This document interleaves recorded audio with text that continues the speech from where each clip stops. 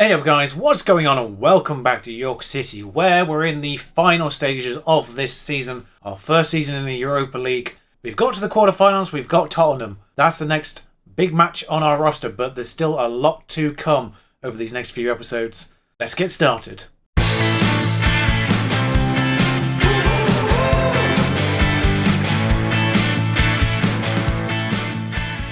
Now, before we dive into Tottenham, we actually do have two matches to get you caught up on, and that is a 1-0 victory over Leicester Real Madrid in the first half. Fairly dominant performance, scoreline doesn't quite reflect the game as such, but a win is a win, and 3 points on the board, along with another one against the quite often tricky away fixture at Norwich, and once again proved quite tricky. Fairly even match, 1-1. It's about right, honestly. Lentas, after calling him out not really scoring too much in general, I don't expect him to score a lot from the defensive midfield position. But I did mention it in a recent episode, and then he's gone and scored. So, 1-1, 4 points. Whilst the Premier League doesn't factor into today's video, I am doing both legs of the Tottenham game. I will bring you the result of the West Ham game. The league table looks a little bit like this. We're in 7th, 1 point behind Manchester City, who did win both their games. So they have gone ahead of us now. I think Southampton did lose one, so we're ahead of them now, though. So we're in 7th, 1 point behind Man City, 2 points behind Arsenal, and 4 behind Liverpool. Now, we do have to play Liverpool still in the league, as well as in the Cup.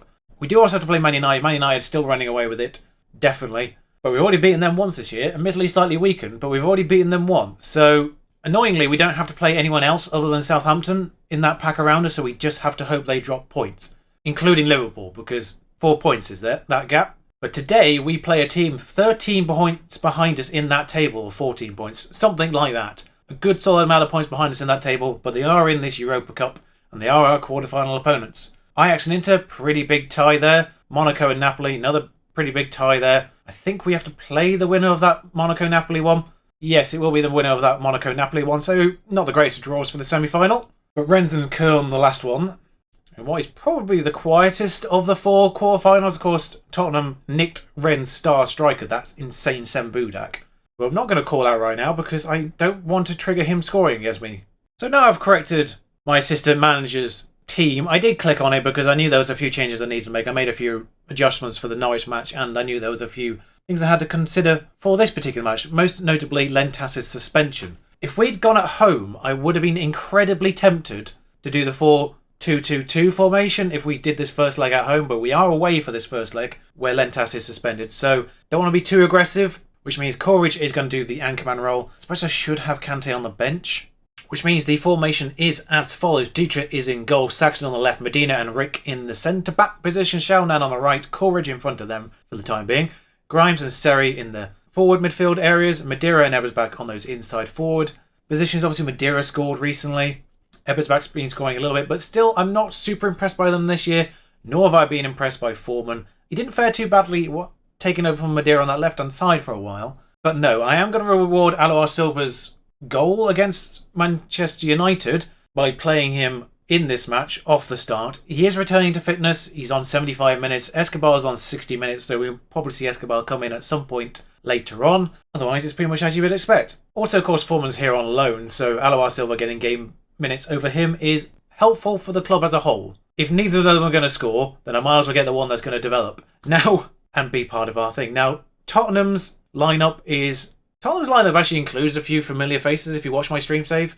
We have both Winks and Godfrey. That is a new-gen Luis Felipe, not the normal centre-back Luis Felipe, which I think is spelled with a Z, not an S anyway. But we have Ben Godfrey, we have Harry Winks on our Southampton team on Twitch, so we do know those two. Obviously, they're a fair bit older here. We've been given the option to say we've had a good run, but quite a lot of draws recently, actually. Not a whole amount of wins. In fact, the Man United win and the Leicester win is pretty much it for the last 6 games or so. I think it is something like that. Anyway, 10 minutes have gone in this match and there's been goals elsewhere. Nothing here for the time being. But Tottenham starting strongly here. We have started positive. I don't really like starting on the back front at all. But that's our first shot and we've seen it. Header across the bar by Rick, and Meulemans is actually charged forward here. There's a highlight potentially on the cards for them. Troy Porrat at the back was worrying me unless Medina did that, and he did. So there we go. A few yellow cards are worrying because they might take them out of the second leg. I didn't see how many of them were on problematic positions. I don't know if the cards thing gets wiped to this point at the start of this knockout. I mean, it's not the start of knockouts, is it? So yeah, I don't really know what our card situation is as we start from the back here. Medina and Rick combining. Seri forward. God, I love him. Grimes, Ebersbach, Seri again. Ah, tackled. But, you know, let's go. Let's get it back now, Tony. Come on, Tony. Tony. Tony. Tony. Get it back, Tony. What are you doing?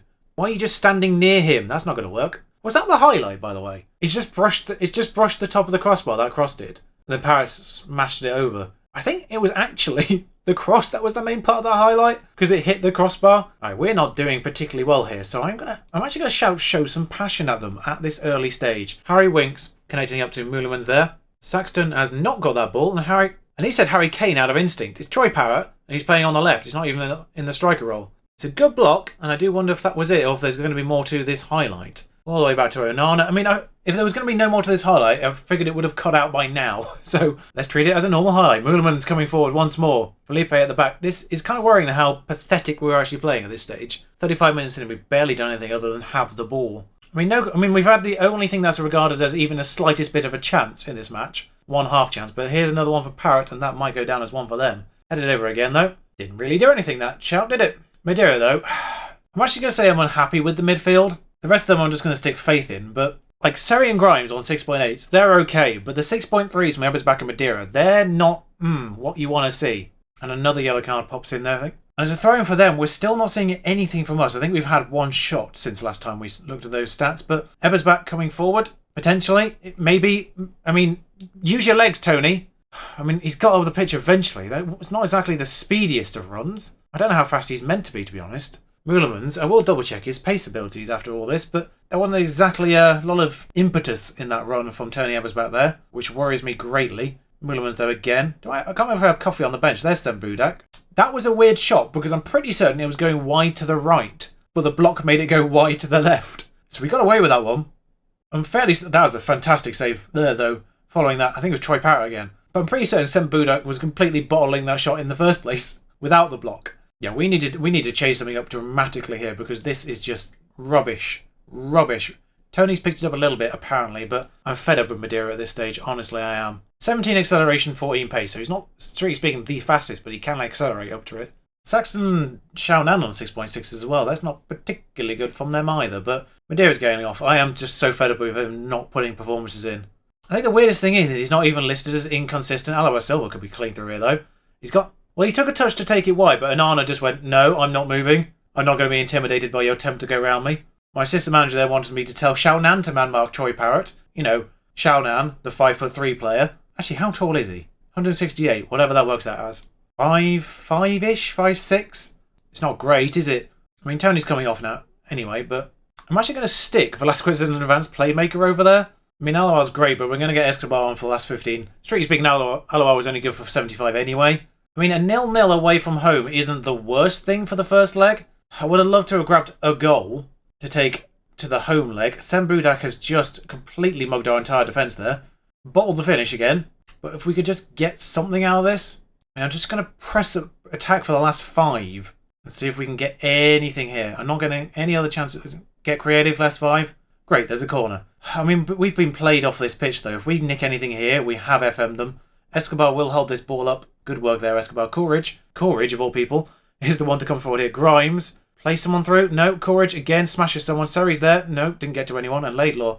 Well, it's 4-on-2 here. I don't like this. Laidlaw, still Laidlaw. He's still going for it. Not the best of finishers. And it's 0-0, and frankly, we got away with it. Assertively say, I'm not going to be aggressive with them because we didn't concede, but assertively say I'm not pleased with that performance because it was rubbish. Everyone else pretty much getting 2 teams getting away goals there. Ajax beating into 1-0 though. Hang on, Daniel James is at Cologne. Of course he is. West Ham was a bit of a demolition job. They didn't have a single shot on target. It's actually the first time we've beaten them in 5 attempts. So timely at the very least. But they have been on a massive slide. They started fantastically well, did West Ham. We highlighted at the beginning of the season. And then have, well, they're here, 43 points. 60 points though for us, joint with Arsenal now, who lost. 1 point behind Man City still, who didn't. 3 points behind Everton, who lost to Liverpool, who is still 4 points ahead of us. So it's actually weirdly made things even tighter here. Southampton a bit further behind though. And just because their scheduling gods hate us, it's now 2 days gap between that and Tottenham again. I forgot about the youth intake happening, by the way. Hodgson, the best of the bunch. AM Wright. Ethan Barwick, by the way. If you remember rightly, from 2 intakes ago, there was an Ewan Barwick. They are brothers, yes. So, Eagle Eye viewers, well done. They are brothers. Barwick's doing well on loan, actually, along with last year's Batums as well. A pair of them doing pretty well. Rick's just taken an 8-day injury, so we'll be out of this match, the FA Cup semi-final, and the Liverpool League match. Good timing. So with the first match being a 0-0 draw, we have to win. Can't get away with a goalless draw here. It will go to extra time and penalties regardless, so we have to win this one. No other variables. With that in mind, Dutra, Saxton, Courage, Medina and Shaw will line up at the back. Lentas, Grimes and Seri, of course. Foreman will start on the left because I've lost my wick with Madeira now. Ebersbach, he will make the bench though. Ebersbach's on the right. Alois Silva up front. Although Escobar could do 75. We start with Alois. I'm just thinking if it's still a draw heading towards the end of the match and it's looking likely it's going to go to extra time, for instance, then having a fresh Escobar for the entirety of that extra time could be useful. And with a 3-0 victory over West Ham in between, I would very much like them to continue where they left off. So if we can crush this team from London, that'd be great. Although it is Tottenham with the first highlight. Harry Winks punts that one in. Belfior hits the bar. We get away with it. Again, Foreman will charge clear. I'm not sure if this will be anything on our end, but we'll continue with it nonetheless. Never mind. Well, Belfior's booked already, intriguingly. None of those bookings in the last match actually meant anything, thankfully. Again, didn't double check if any of them meant anything for this match if they pick up another one, but Shaunan's gone for it. Oof, just wide. Just. Right, we're not in this. Why? We smashed West Ham. And Tottenham are in the same portion of the table. How is this happening? On paper, statistically, over the course of the season, Tottenham have been as good as West Ham. Why are we not putting in the same performance against them as we are against these guys? Right, there we are. Alois Silva coming forward. Have a shot, mate. Have a shot. Great save by Onana. I held my breath as I just inched past the post. Just sticking it back 1 point just because they're having most of the possession still as well. I am tempted almost to go cautious and play him on the counter considering these possession stats. We've got another corner with Seri, and it starts with it, so Lentas heads over. You can say scored recently, doesn't get many of them.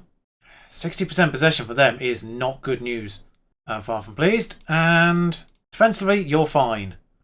What's the average ratings? Seri's on a 6.3. Ebersbach's not happy with your playmaking efforts. I mean, Lentas, you're not the playmaker, so why are you stressed? Like, I don't expect you to be doing the playmaking here. I'm expecting these guys in front of you. Ebersbach, of course.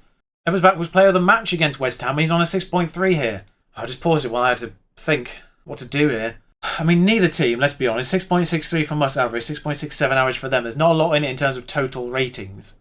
We've had a clear cut, they've had a half chance, and that's it for the entire match. 60 minutes have been played. Not the most thrilling of matches, and I do apologise for that. I almost wish I had let you watch the 3-0 in between, because at least there were goals. At least there were goals in that match. Alvarez, Foreman has... Well, it's been path 2, actually. He didn't intercept that. The ball just went to him. Foreman's put it in. Grimes is on the edge of the box. Oh. Well, they've taken off their elite attacking midfielder in Laidlaw, which is something. He's not the best of games, but still realistically better. 75 minutes gone. Alois Silva's available to play all of this, but with that in mind... Oh, God, what's happened here? Oh, you're kidding me. You're actually kidding me. It's a penalty. Brewster's on it. Not even Sam Budak. Unbelievable. See in 3D, not that it matters, we saw what happened. Wasn't the best of Johnson Dutra, but fantastic penalty from Brewster. Well, I'm looking at Ebersbach on that right hand side. Might seem a bit of a weird choice, but I'm going 4-2-4 because we need goals. Ah, they've got a free kick immediately, so here's 2-0. We need 2 goals, of course, because away goals. Damn it! We need 2 goals! Get some passion in you, lads. Another free kick. What was that? Sorry, what is this free kick? It goes through Alvarez. What? I mean, genuinely, what was that? From a complete technical standpoint, what the genuine hell was that? And why was there nobody on Alvarez? Alois has still missed. Now it doesn't even really probably matter. Oh, now we're going for it. Now we're getting chances that seem to be starting for us anyway. Seri's put it in. Grimes is not there. What is happening in this match? I'm genuinely baffled by this match. I mean, it's not the worst thing going out of this stage. Like, realistically, we should have beaten them. 1.3 million. Something. I mean, it's our first year in the Europa League. We can take solace from the fact we got to the quarter-finals in it. But losing to Tottenham, who we are unequivocally better than, we beat them away from home in the league. And at home in the league, we beat them 1-0 both home and away in the league. We are unequivocally better than Tottenham. So going out to them is irritating as hell. I say unequivocally. Season preview, we're behind them, of course. But in the table, we're better than them. We've beaten them home and away. It's a little irritating. I mean, winning the Europa League would have been a bit insane regardless, because that would have been Champions League football, and we're definitely not ready for that. However, FA Cup semi-final with Liverpool next. And that provides Europa League football, guaranteed no matter where we finish. So putting all our eggs in the FA Cup basket might be the most sensible thing to do right now. Just a small matter of Liverpool in the way for the time being. And then there's Tottenham and Man City in the final. They're the other two left, I think. But realistically, out of the three competitions, Premier League, FA Cup and Europa League, I'm not super mad leaving the Europa League at this stage. I'm just mad about the team that we lost to and the manner of how we lost it. So it's conflicting, but we'll see you tomorrow for both of these Liverpool games. We will play this Leeds game for certain in an episode, by the way, because Leeds look like they are definitely going down this year. So this will be the last Leeds-York derby in the Premier League for at least a season. So we will see that within the next couple of episodes. Whether or not I tie it with Man United or Southampton and we play all six or just those two, we'll work it out after this FA Cup semi-final probably. But until tomorrow, ta-ra.